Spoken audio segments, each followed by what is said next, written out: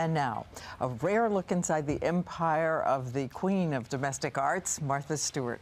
In one of the rare television news interviews since she went to prison and made all those headlines in 2004, she sat down with Nightline's Cynthia McFadden, who is here to talk about it all. Her business, her time in prison, what she thinks of her competition.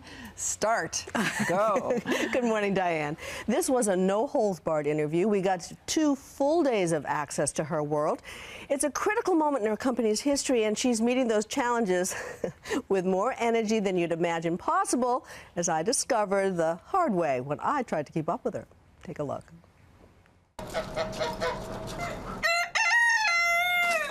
Oh, they all have pumpkins. Oh, wow. Martha Stewart rises before her roosters.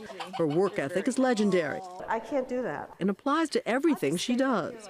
Anyone who doubts it has never exercised with the woman. She's not fooling around. So what happens if you're sick? Then you'd stay in bed. I'm never sick. You're never sick? Why get sick? It's a waste of time. Stewart is charging full steam ahead to reposition her company, which got slammed by the recession.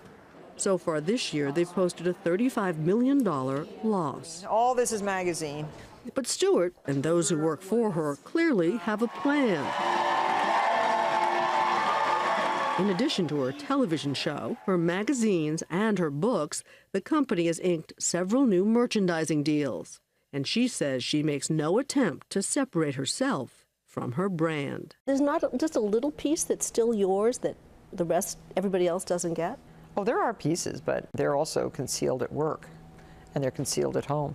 Does that make you feel better? Home is a working farm in Bedford, New York. How many acres do you have? 150 something. With acres of gardens, 3 donkeys, 5 horses, 3 geese, and an awful lot of chickens. Oh, here's 2 eggs. Look. People are driving off the edges of the road again. So, don't do it. She doesn't say or else, but she doesn't have to. Anyone who works for her understands her exacting standards. It's a little wrinkle.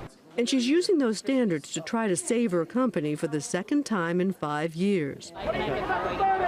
The first time, of course, was in 2004, when she was sentenced to 5 months in prison for lying to investigators about a stock sale. The next year, the company lost $59 million. Did you ever think there was a danger that the company would go under? Not really, because I'm an optimist. But you had to have been scared. I mean, you'd worked so hard to create it. Well, I was pissed, okay? Pissed that something could affect that. How much money? Did I lose?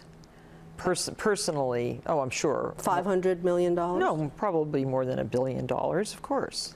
So more than $1 billion? Yes, and if you add in what the company was worth. So come on, do you kick yourself just a little bit? How can I kick myself? There are other people to be kicked. Enough.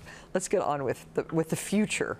The future, of course, includes competition from rival domestic diva Rachel Ray, a competition Stewart dismisses. She just did a new cookbook, which is just a re-edit of a lot of her old recipes, and that's not good enough for me. So she's different. She's more of an entertainer than she is, with a bubbly personality, than she is a teacher like me. Martha appeared on Rachel's show last week. I sat down with Martha right after she did your show. She said, she doesn't do what I do. It's not. That's true. I don't. It's not good enough for me. It's true. It's 100% true. So it doesn't make you mad a little bit? Why would it make me mad? When it comes to producing a beautiful, perfect, high-quality meal, I'd rather eat Martha's than mine, too. And that is part of what Martha Stewart has going for her and her company. Even in the eyes of her competitors, she is still the queen. In your heart of hearts, you believe that if you got hit by a bus tomorrow, this company would go on without you? Yes, it would. Definitely. But I'm not going to get hit by a bus tomorrow. I've already been hit by the bus. Once is enough. She claims 37 million people follow her various enterprises, from her 5-year-old cooking show to her cookbooks. And while she is indeed the queen of domestic divas, She's a queen who can't officially rule her own company, not until 2011, as per an agreement with the Securities and Exchange Commission. So, unofficially, what happens? Well, she sits at the head of the table. She has the corner office. When I asked her why she was sitting at the head of the table if she wasn't running the company, she said, "It's my table. I gave it to the company, and after all, I am the founder." And can I say something? Rachel Ray, you cook for me anytime. I remember that pretzel-coated chicken you made right here. Nothing better, ever.